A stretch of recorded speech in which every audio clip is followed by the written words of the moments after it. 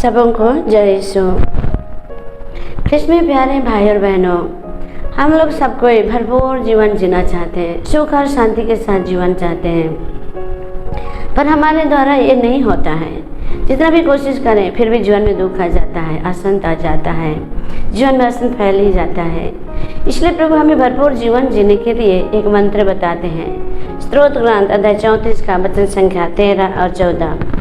तुम में कौन भरपूर जीवन और लंबी आयु और सुख शांति में रहना चाहता है? तुम अपने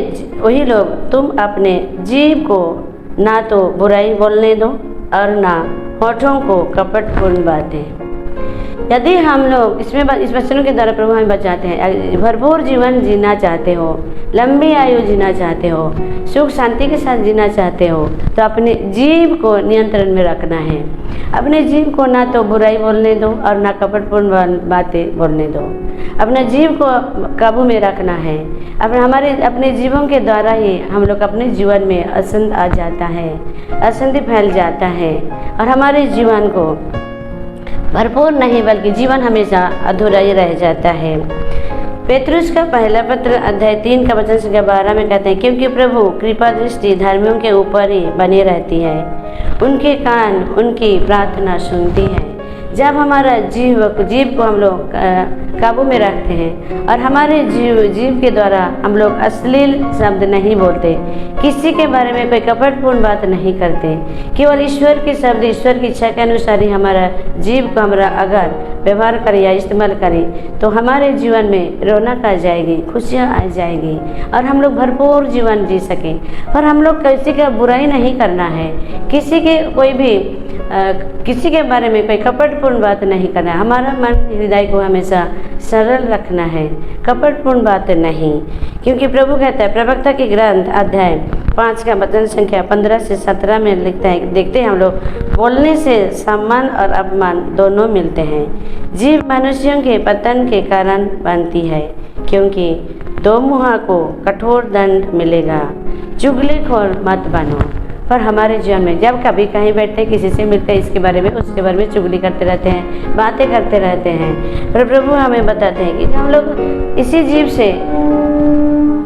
जीव से हम लोग भलाई भी करते हैं और इसी जीव से हम लोग बुराई भी करते हैं। इसी जीव के द्वारा ही हमारी बातचीत के द्वारा सम्मान भी मिलता है, अपमान भी मिलता है। इसलिए प्रभु कहते हैं अपने जीव को अपने वश में रखो, अपने काबू में रखो और उसी जीव के द्वारा तुम लोग किसी की बुराई मत करो। जिस जीव से तुम लोग ईश्वर की महिमा करते हो, जिस जीव से तुम लोग ईश्वर से प्रार्थना करते हो, यदि तुम्हारी मन निष्कपट हो तो तुम्हारी बातें, तुम्हारी प्रार्थना सुनी जाती है।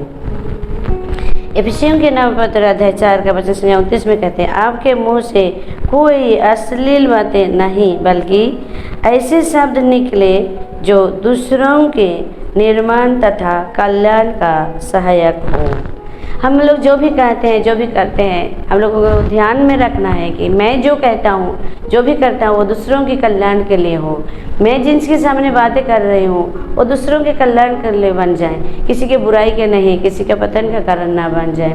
हमारा जीव छोटा सा एक अंग है शरीर का, पर वही जीव भी हमारे जीवन चक्र को जला देता है। जिस तरह छोटे से चिंगारी पूरा वन में आग लगा देता है, उसी तरह हमारा जीव भी हमारी बातचीत के द्वारा भी मनुष्यों के जीवन का चक्र जला कर भस्म कर देता है। इसलिए ख्रिस्त में प्यारे भाई और बहनों, हम लोगों को अपने बातचीतों पर ध्यान रखना है। लूकास का सुसमाचार अध्याय 6 का वचन संख्या 35 में कहता है, मन में जो भरा है वही तो मुँह से निकलता है।